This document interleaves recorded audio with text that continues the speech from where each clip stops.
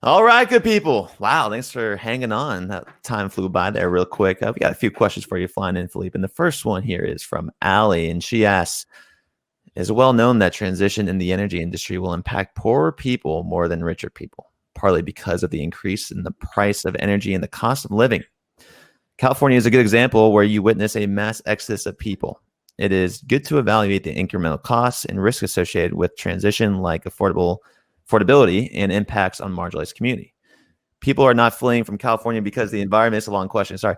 They are fleeing the enormous cost of living, including energy. And this is the result of rapid and uncalculated policy changes. From an energy perspective, the rapid transition to solar generation created a so-called duck curve where most of renewable power produced when there is no demand for it. So there's no question here, but your response to that comment?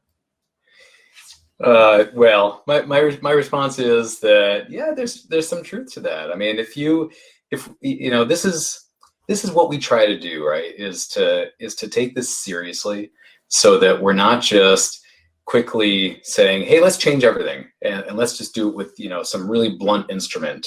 And yeah, we'll get emissions down, but we won't have thought of the consequences for others. So, we try to take this very seriously, make these changes. These changes have to happen, but we want to make them happen in ways that are effective, in ways that are affordable. My firm does a lot of work designing programs, for example, to help low-income customers, to help low-income consumers to not just deal with these changes, but actually to save energy and therefore save money through conservation in their homes. So, there's a lot that can be done. But you're right. There's a lot that needs to be done too, to make sure this transformation is equitable and just and sustainable for everyone. Yeah, and I'll respond and go on that as well. And I was doing some research before this, Philippe, and the new Biden plan that's laid out, it says targeting 40% of the benefits of climate and the energy is actually going to be invested into disadvantaged communities. As well as they're targeting 35% and bringing broadband to 35% of the rural Americans that actually don't have it already. So that's a big part of their plan. I also don't think that, people in undeveloped countries are going to start with solar. I would assume they'd go with fossil fuels if the price at the time. Do you have a response to that? Yeah. Well, the interesting thing is actually, if you think of the least developed countries, they actually have an opportunity and have been doing this to leapfrog us. Okay. So really interesting. It's kind of like cell phones. You go to rural Africa and there's cell phones all over the place, right? I mean, you got rural farmers who now have access to to world prices for for corn or for wheat or whatever it is they're growing through their cell phone. So you have communities that are among the most disadvantaged that have completely leapfrogged what we went through to get to where we are, because technology now enables it or allows it. That's what we talked a lot about solar in our conversation, and honestly, I think solar is a small part of the overall equation for a lot of places, but for places like, let's say, rural Africa or some parts of rural Asia, solar is actually an enormous opportunity because it's pretty inexpensive. You don't have to build the power lines to get there. You don't have to build a massive power plant and then the power lines and the whole infrastructure that we are now talking about leaving behind. You just skip over that, and and you can easily bring a solar panel with a small battery to a community, and and help power their own development, their own growth. So I actually think in some cases you can, you don't have to go through the same development process. Definitely, yeah. There are examples of that, and I know one of the big deterrents of fossil fuels are actually the politics and the corruption.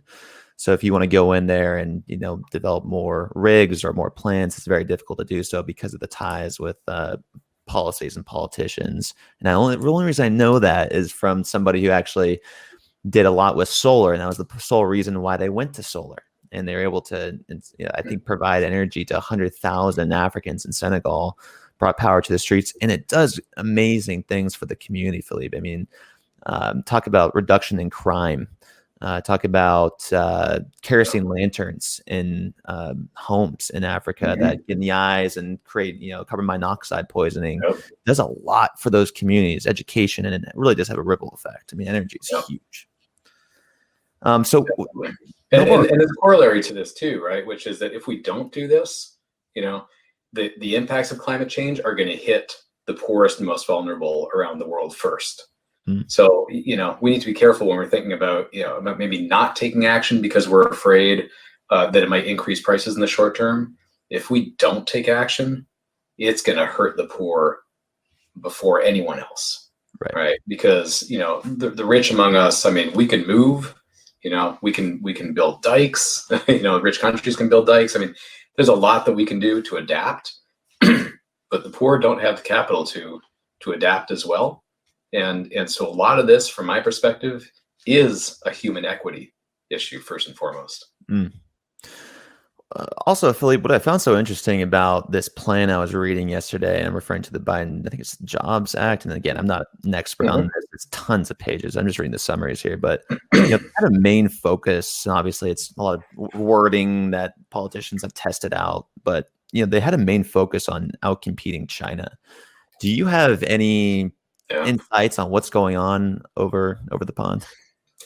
Yeah, sure. I was in China a couple of years ago, and visited some of their some showrooms with some amazing electric vehicles that they have there. I mean, they've talking about leapfrogging.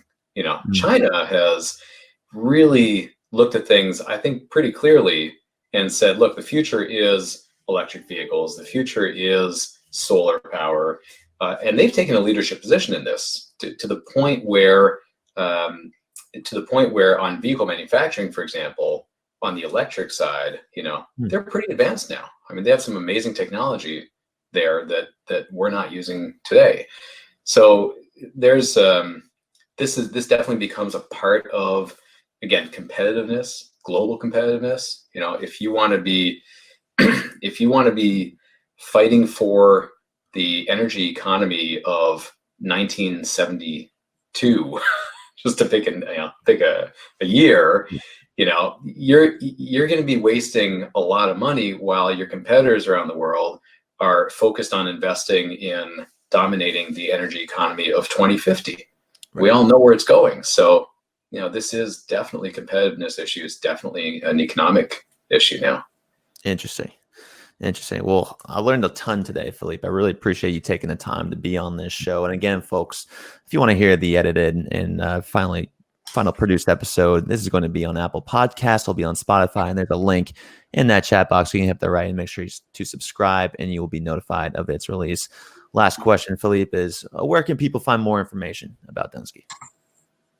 Well, just go to our website. It's dunsky.com, DUNSKY.com. All right, simple enough. Philippe, appreciate you coming on the show again, folks. Tomorrow, Wednesday, what is that, April 28th, this episode will be up on Apple Podcasts, Spotify, and all those good places where you listen to podcasts. That's it for me. Thanks for being a real leader. And always, folks, keep it real. Thanks, Philippe. Thank you so much.